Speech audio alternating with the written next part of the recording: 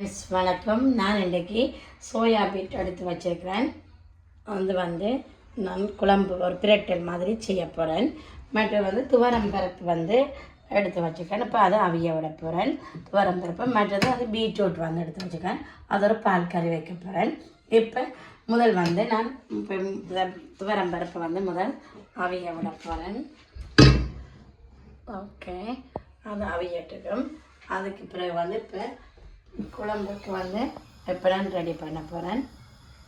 நான் பீட்ரூட் அவிய விட போகிறேன். ஏன்னா தண்ணியில் தான் இப்போ அவிய விட போகிறேன். நீங்கள் கூட தண்ணியை எடுத்து அவிய விட்டிங்கன்னு சொன்னால் அது பேர் நாங்கள் பால் எல்லாம் விட்டு நாங்கள் எல்லாமே செய்து வரைக்கும் நல்ல குழஞ்சதான் நல்ல வடிவான கிரேவியாக வரும். இப்போ இந்த பீட்ரூட்டுக்கு நான் வெங்காயம்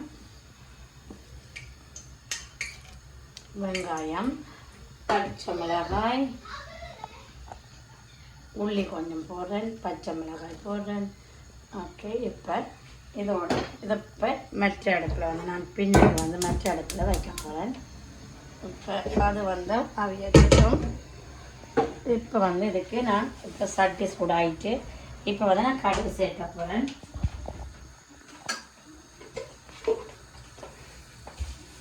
கடுகு கொஞ்சம் மடித்து வரையில்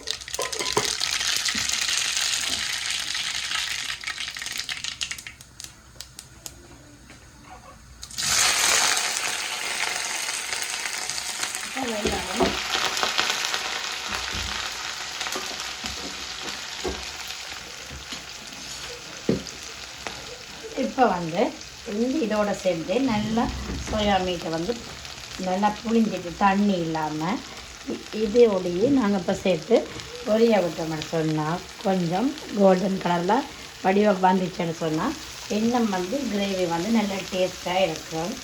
அப்போ நாங்கள் இதை இப்போ எல்லாத்தையும் இதோட சேர்ப்போம்.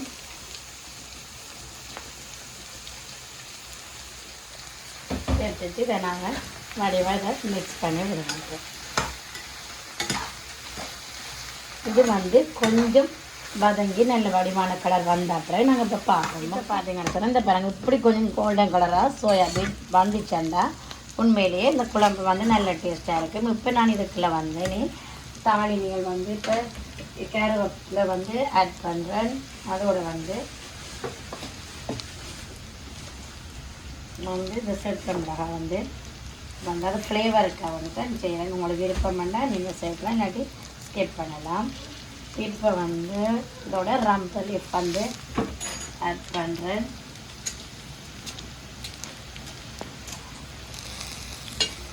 மற்றது உள்ளி சேர்க்கிறேன். இது மிக்ஸ் பண்ணின பிறகு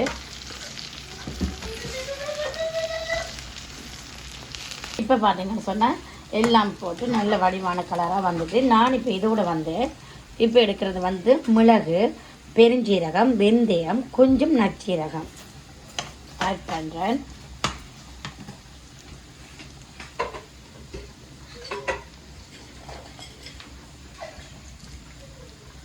இது உங்களுக்கு விருப்பம்னு சொன்னால் நீங்கள் சேர்த்துக்கொள்ளலாம், இல்லைன்னா நீங்கள் ஸ்கிப் பண்ணலாம். ஆனால் இதே டைப்பில் நீங்கள் ஒருக்கா செய்து பார்த்தீங்கன்னா உண்மையிலேயே நல்ல டேஸ்ட்டாக இருக்கும். 2 கருவாவும் 2 ஏலக்காயும் நான் இதோட சேர்க்க போகிறேன். ஓகே, ரெண்டும் சேர்க்க போகிறேன். இப்போ இப்படி நல்லா இதாக மிக்ஸ் பண்ணி இப்படி வேலையில் நான் இதோட இனி தக்காளி பழம் சேர்க்க போகிறேன். தக்காளி பழம் சேர்க்க போகிறேன். அதோட தேவையான அளவு உப்பு சேர்க்க போகிறேன். கல் உப்பு இப்போ சேர்க்குறேன்.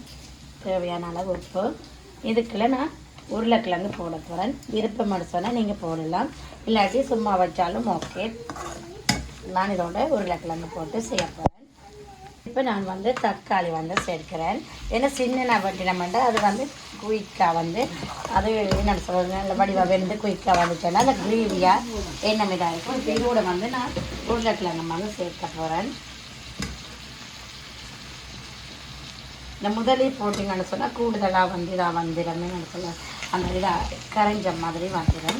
இப்பயே நாங்கள் போட்டுட்டு கொஞ்சம் வதக்கி விட்டோம்னு சொன்னால் உருளைக்கிழங்கு இதாக இருக்கும், வடிவாக இருக்கும்.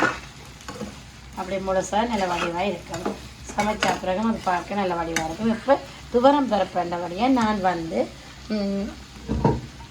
துவரம் பருப்பினுடைய நான் வந்து இதுகள் வந்து ஒன்றும் சேர்க்கல. இப்போ வந்து அது நான் அவியோணும் பண்ணுறதுக்காண்டி நான் சேர்க்கல. இப்போ வந்து வெங்காயம் பச்சை மிளகாய் உள்ளி இதெல்லாம் இப்போ சேர்க்கிறேன். மற்ற பருப்புனா நாங்கள் முதலே போட்டுடலாம். இதெல்லாம் கொஞ்சம் அவிய நீரம் எடுக்க வேண்டிய கொஞ்சம் அவிய விட்டுறேன். இப்போ வந்து அதை வந்து சேர்க்க போகிறேன்.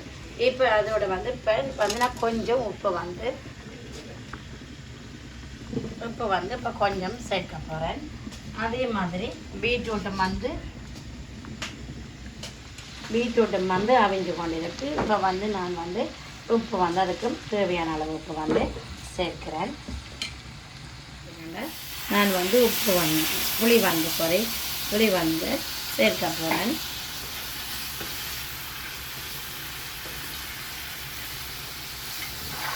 அதையும் மெல்லவா அப்படி வடிவாக மிக்ஸ் பண்ணி விட்டுட்டு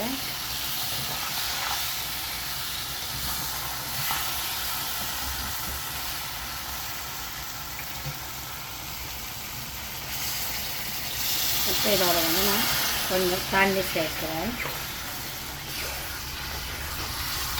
அதுக்கு பிறகு தான் நான் இதில் வந்து பால் வந்து சேர்ப்பேன். இப்போ வந்து தண்ணியை சேர்த்துட்டு ஒரு 15 நிமிஷம் வந்து இப்படியே மூடி விடுவோம். இப்போ பார்த்திங்கன்னா இந்த நல்ல பருப்பு வடிவாக அவிஞ்சு வந்துட்டு ஆகலும் கரையாமல் ஓரளவு இதான பதமாக இருக்குது பார்த்திங்கன்னா. இப்போ வந்து இதுக்கு நான் மஞ்சள் வந்து சேர்க்கிறேன். அதோட முதல் பால் வந்து கொஞ்சம் இதுக்குள்ள ஆட் பண்ணுறேன்.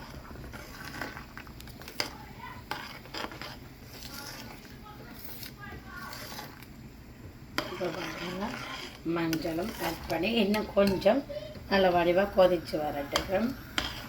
அதுக்கு பிறகு இதுக்குள்ள நான் தாளித்த வெங்காயம் அதை தாளினை வந்து இதுக்குள்ள சேர்ப்பேன்.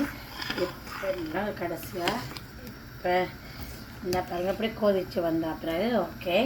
இப்போ கடைசி அப்புறம் பார்ப்போம். ஓகே, இப்போ பார்த்தீங்கன்னா பீட்ரூட் வந்து நல்லா அவிஞ்சு வந்துட்டு இப்போ இதோட வந்து நான் வந்து முதல் பால் வந்து சேர்க்கிறேன். ஏன்னு சொல்ல பாலும் விட்டு நல்லா கொதித்து அது நல்ல வடிவாக இந்த மெல்லிய நெருப்பில் வந்து அப்படி வந்துச்சுன்னு சொன்னால் தான் அது அந்த பீட்ரூட் வந்து நல்ல டேஸ்ட்டாக இருக்கும், நல்ல கிரேவியாக நல்ல வடிவாக வரும். அப்போ நாங்கள் என்ன செய்யப்படுறோம்னா இப்போ கொஞ்ச நேரம் பாலை விட்டுட்டு இப்படியே நல்ல மெல்லிய நெருப்பில் வந்து கொஞ்சம் நேரம் விட்டுட்டு அதுக்கப்புறம் பார்ப்போமா. இப்போ பார்த்திங்கன்னா குழம்பு 15 நிமிஷத்துக்கு மேலே ஆயிட்டுது. இப்போ நாங்கள் மெல்லவாக இதை ஓப்பன் பண்ணிவிட்டு பச்சை வாசனையெல்லாம் போயிட்டுது. நாங்கள் இப்படி மெல்லவாக அதை திருப்பி விட்டோம்னு சொன்னால் பார்த்திங்கன்னா தெரியும் பாருங்கள், உருளைக்கிழங்கு ஒன்றுமே கரையாமல் அப்படியே வடிவாக முழுசாக வடிவாக இருக்குது. இப்போ வந்து இது வந்து நாங்கள் எண்ணெய் உறந்து நல்ல வடிவாக வர மெல்லிய நெருப்பில் வந்து எப்போ விடுவோம்மா கொஞ்சம் நேரம் மெல்லிய நெருப்பில் விடுவோம். இந்த டைம் வந்து நாங்கள் உப்பு புளியெல்லாம் செக் பண்ணிவிட்டு இப்படி கொஞ்சம் மெல்லிய நெருப்பில் விட்டோம்னா ஓகே. இதுக்குள்ள வந்து நான் கொஞ்சம் வந்து பால் வந்து இதுக்குள்ள சேர்க்கிறேன். இப்போ வந்து அதை நாங்கள் இப்படி மெல்லவாக அப்படியே மிக்ஸ் பண்ணி விட்டோம்னா ஓகே. கூடுதலாக அப்படி கரண்டி வச்ச மாதிரி சொன்னாலும் அது அந்த உருளைக்கிழங்கெல்லாம் கரைஞ்சி போயிடும். அப்போ நாங்கள் அப்படி வச்சுட்டு இப்போ எல்லா கறியும் இப்போ எல்லா கறியும் வந்து இப்போ குக் பண்ணியாச்சு. இந்த பருப்பு ரெடியாக இருக்குது, பீட்ரூட் வந்து ரெடியாக இருக்குது. இப்போ நாங்கள் எல்லாத்தையும் போலுக்குள்ள சேஞ்ச் பண்ணினா பிறகு பார்ப்போம். பார்த்தீங்கன்னு சொன்னால் இந்த சோயா மீட் வந்து குழம்பு வந்து ரெடியாக இருக்குது. அதுக்கும் சும்மா நான் கொஞ்சம் தாளிச்சதை போட்டு வச்சுருக்கிறேன். இப்போ பார்த்திங்கன்னா இது வந்து பருப்பு வந்து ரெடியாக இருக்குது. அதில் வந்து வெங்காயம், செத்தல் மிளகாய், கருவேப்பிலை, கடுகு, பெருஞ்சீரகம், கொஞ்சம் வந்து உளுந்து வந்து சேர்த்துருக்கிறேன் தாளினைக்கு. இது வந்து பீட்ரூட் வந்து ரெடியாக இருக்குது, அதுக்கும் தாளினை சேர்த்துருக்கிறேன். அதோட வந்து அப்பளம் மிளகாய் வந்து ரெடியாக இருக்குது.